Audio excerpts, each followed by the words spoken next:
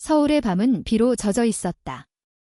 이지연은 우산도 없이 골목을 달리며 숨을 헐떡였다.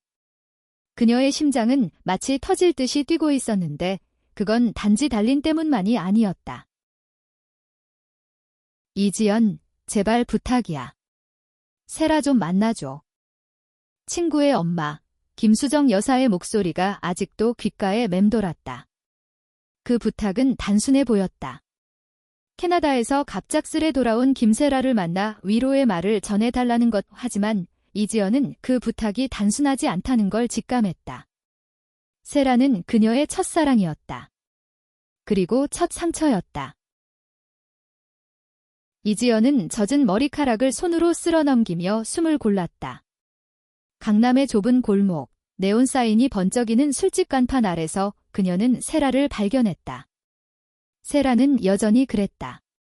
짧은 단발머리, 날카로운 눈빛, 그리고 사람을 끌어당기는 그 미소.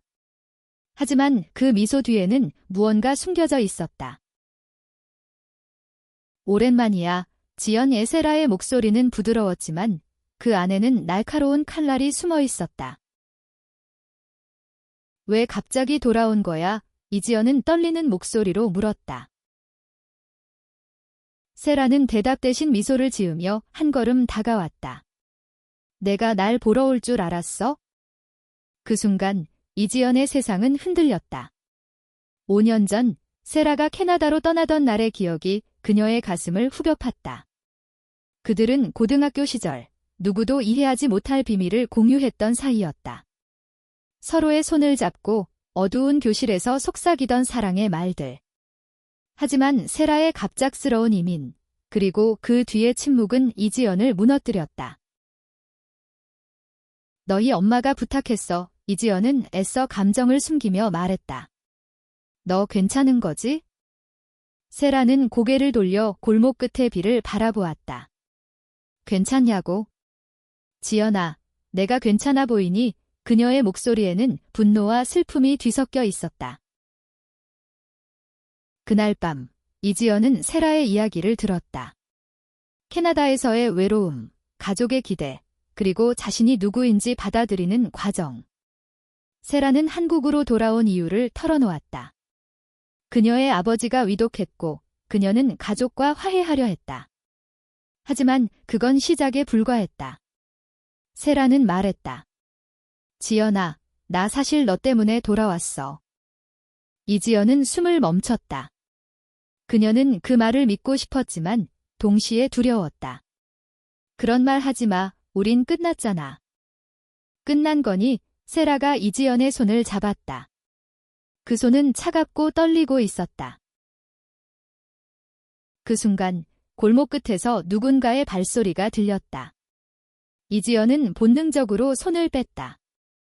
한국에서는 이런 감정을 드러내는 게 여전히 위험했다. 특히 그녀처럼 보수적인 가정에서 자란 사람에게는. 누구야? 이지연이 속삭였다. 세라는 고개를 저었다. 아무도 아니야. 그냥 나를 쫓아온 과거일 뿐. 그날 밤, 이지연은 세라를 집으로 데려갔다. 세라의 어머니, 수정 여사는 지연을 보자마자 눈물을 흘렸다. 고맙다, 지연아. 세라를 지켜줘. 하지만 이지연은 알았다. 세라를 지키는 건 단순한 부탁이 아니었다. 그건 그녀의 마음을 다시 열어야 하는 일이었다. 그리고 그 밤, 두 사람의 이야기는 새로운 국면으로 접어들었다. 이지연의 작은 원룸은 비 냄새와 세라의 향수 냄새로 가득했다. 세라는 소파에 앉아 젖은 재킷을 벗으며 말했다. 여기 변한 게 없네? 너만 변했지. 이지연은 농담처럼 말했지만 목소리는 떨렸다. 세라는 웃지 않았다. 대신 그녀는 가방에서 담배 한 갑을 꺼내 들었다. 피워도 돼. 여기선 안 돼. 이지연은 단호하게 말했다. 하지만 세라의 눈빛을 보자 마음이 약해졌다. 베란다에서만. 베란다에서 세라는 담배를 피우며 서울의 야경을 바라보았다. 캐나다에서는 매일 이 도시를 떠올렸어. 너를 떠올렸고. 이지연은 문틀에 기대서 그를 바라보았다. 그런 말로 날 흔들지 마, 세라. 흔들고 싶지 않아. 세라가 고개를 돌려 이지연을 바라보았다. 그냥 사실을 말하는 거야? 그들의 대화는 점점 깊어졌다. 세라는 캐나다에서의 삶을 털어놓았다. 그녀는 자신을 받아들이지 않는 가족, 그리고 낯선 땅에서의 고립감을 이야기했다. 난 거기서 내가 누구인지 알게 됐어, 지연. 하지만 그걸 받아들이는 건 지옥 같았어. 이지연은 세라의 말에 가슴이 아팠다. 그녀 자신도 한국에서 비슷한 싸움을 하고 있었다. 보수적인 부모님, 사회의 시선, 그리고 자신의 마음을 숨겨야 하는 현실. 그럼 왜 돌아왔어? 여기가 더 힘들 거란 거 알잖아. 너 때문이야, 세라가 다시 말했다. 이번엔 망설임 없이. 그 순간 이지연은 세라의 손을 다시 잡았다. 이번엔 놓지 않았다. 하지만 그들의 대화는 곧 끊겼다. 세라의 전화가 울렸고 그녀의 얼굴이 굳어졌다. 아빠 병원에서 연락이야. 병원으로 달려가는 길, 이지연은 세라의 손을 놓지 않았다. 세라의 아버지, 김영호는 중환자실에 있었다. 의사는 말했다. 시간이 많지 않습니다. 세라의 눈에는 눈물이 고였다. 아빠는 내가 이런 사람인 걸 알면 날 용서하지 않을 거야? 이지연은 세라를 끌어안았다. 너 잘못한 거 없어. 넌 그냥 너일 뿐이야. 그 밤, 병원 복도에서 두 사람은 서로를 의지하며 시간을 보냈다. 하지만 이지연은 알았다. 세라의 귀환은 단순한 화해가 아니었다. 그녀의 가족, 특히 수정 여사는 세라에게 무언가를 숨기고 있었다. 병원 복도는 차갑고 조용했다. 이지연은 세라의 손을 잡고 있었지만 마음은 불안으로 가득했다. 수정 여사의 눈빛, 그녀가 지연에게 부탁했던 그 말들, 무언가 잘못된 느낌이었다. 엄마가 너한테 뭐라고 했어? 세라가 물었다. 그녀의 목소리는 떨리고 있었다. 그냥 너를 만나달라고. 위로해달라고. 이지연은 망설이며 대답했다. 세라는 고개를 저었다. 그게 다가 아니야? 엄마는 늘 뭔가를 숨겨. 그 순간 수정 여사가 복도 끝에서 나타났다. 그녀는 지연을 보자 미소를 지었지만 그 미소는 어색했다. 지연아, 와줘서 고맙다. 세라가 여기 있으니까요. 이지연은 단호하게 말했다. 수정 여사는 세라를 바라보며 말했다. 세라야, 아빠가 깨어났어. 너 보고 싶어 하셔? 세라는 망설였다. 아빠가 날 보고 싶어 한다고. 그녀의 목소리에는 믿을 수 없다는 기색이 묻어났다. 병실로 들어간 세라는 아버지와 마주했다. 김영호는 산소 마스크를 쓰고 있었지만 세라를 보자 힘겹게 손을 뻗었다. 세라, 미안하다. 세라는 눈물을 흘리며 아버지의 손을 잡았다. 아빠, 왜 미안해? 그 순간 수정 여사가 방으로 들어왔다. 그녀는 세라에게 말했다. 내 아빠가 아는 게 있어? 내가 누구를 사랑하든 그건 상관없다고 하셨어. 세라는 충격받은 얼굴로 어머니를 바라보았다. 그게 무슨 뜻이야? 수정 여사는 한숨을 쉬며 말했다. 우린 내가 캐나다로 떠난 뒤로 많이 생각했어. 내가 행복하기를 바란다고. 하지만 이지연은 그 말에 전율을 느꼈다. 수정 여사의 눈빛에는 여전히 무언가 숨겨진 게 있었다. 그날 밤, 세라와 이지연은 병원을 나와 다시 골목으로 돌아왔다. 세라는 말했다. 지연, 나 사실 엄마가 너한테 부탁한 게 더 있을 거야. 내가 돌아온 진짜 이유는? 그녀는 말을 멈췄다. 골목 끝에서 낯선 남자가 그들을 바라보고 있었다. 낯선 남자는 세라를 뚫어지게 바라보았다. 그의 얼굴은 어둠 속에서 잘 보이지 않았지만 이지연은 본능적으로 위험을 느꼈다. 세라, 저 사람 누구야? 세라는 숨을 멈췄다. 캐나다에서 날 따라다녔던 사람이야. 그 남자는 천천히 다가왔다. 김세라, 드디어 찾았군. 그의 목소리는 낮고 위협적이었다. 이지연은 세라를 자신의 뒤로 숨기며 말했다. 당신 누구야? 왜 세라를 쫓아? 남자는 미소를 지으며 말했다. 그녀가 내게 비친 게 있어서. 세라는 떨리는 목소리로 말했다. 지연, 이건 내가 알 필요 없는 일이야. 가, 제발. 하지만 이지연은 물러서지 않았다. 너 혼자 두고 갈 생각 없어. 그 순간 남자는 주머니에서 무언가를 꺼내려 했다. 이지연은 본능적으로 세라를 끌어당겨 골목을 달렸다. 그들은 비에 젖은 거리를 뛰며 서로의 손을 놓지 않았다. 숨을 헐떡이며 한 카페로 들어간 두 사람. 세라는 눈물을 흘리며 말했다. 미안해, 지연. 너까지 끌어들여서. 도대체 무슨 일이야? 이지연은 다그치듯 물었다. 세라는 한숨을 쉬며 털어놓았다. 캐나다에서 그녀는 잘못된 사람들과 얽혔다. 돈을 빌렸고 그들은 그녀를 협박하며 한국까지 따라왔다. 난 그냥 아빠를 보러 돌아온 거야? 근데 이게 이렇게 될 줄 몰랐어.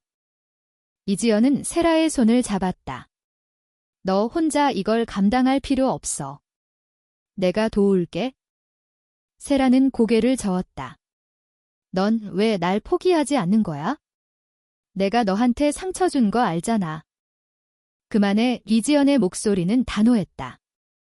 넌 내 전부였어. 그리고 아직도 그래? 그 순간 카페 문이 벌컥 열렸다. 수정 여사가 그곳에 서 있었다. 세라, 지연 너희 둘 다 여기 있었구나. 그녀의 손에는 서류 봉투가 들려 있었다. 이건 세라, 내가 알아야 할 거야.